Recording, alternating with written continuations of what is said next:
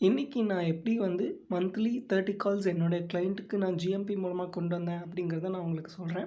First of all அவங்க வந்து ஒரு like laptop service, AC repair அந்த மாரி சர்வீஸ் பண்ற ஒருத்தவங்க வந்து கிளையண்ட் வந்து என்னோட வீடியோ பார்த்துட்டு வந்து கால் பண்ணாங்க.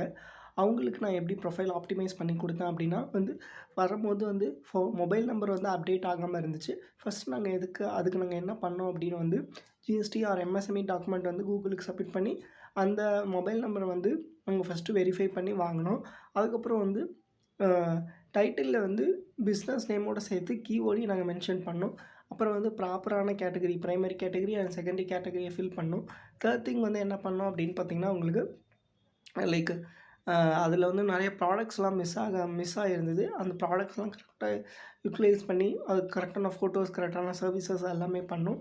அதுக்கப்புறம் என்ன ஆச்சு அப்படின்னா வந்து, டெய்லி அப்டேட்ஸ் போட்டுக்கிட்டே இருந்தோம். லைக் இன்ஃபர்மேஷன்ஸ், ஆஃபர்ஸ் அதுக்கப்புறம் வந்து social media links, WhatsApp link, Facebook, Twitter அந்த மாரி லிங்க்ஸ்லாம் வந்து இம்ப்ளிமெண்ட் பண்ணி, நாங்க டெய்லி அப்டேட்ஸ் போட்டதுனால, லைக் ரெகுலரா எங்களுக்கு கால்ஸ் வர ஆரம்பிச்சது.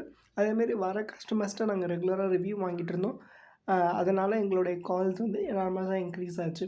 உங்களோட பிஸ்னஸ்க்கும் ஏதாவது ஜிஎம்பில வந்து மொபைல் நம்பர் அப்டேட் ஆகல, இல்ல மொபைல் ஜிஎம்பிலேருந்து கால்ஸே வர மாட்டேங்குது அப்படின்னு நெனச்சிங்கன்னா, கண்டிப்பா கால் பண்ணுங்க. உங்களுக்கு நாங்க பெஸ்ட்டு அஃபோர்டபுள் ப்ரைஸ்ல உங்களுக்கு எல்லா சர்வீஸும் நான் உங்களுக்கு பண்ணி தரோம்.